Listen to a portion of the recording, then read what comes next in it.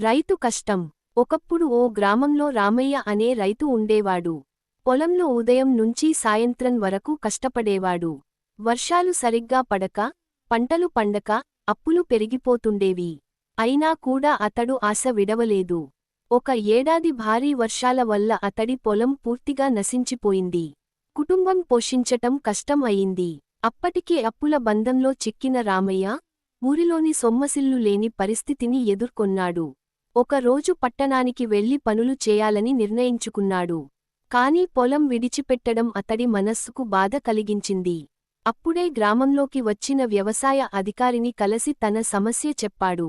ఆ అధికారి అతనికి ప్రభుత్వం అందించే నూతన పథకాల గురించి వివరించాడు. ఉచిత విత్తనాలు, ఎరువులు, నీటి పంపులు. ఆ సహాయంతో మళ్లీ రామయ్య తన పొలాన్ని సాగు చేశాడు. ఈసారి పంట బాగా వచ్చింది.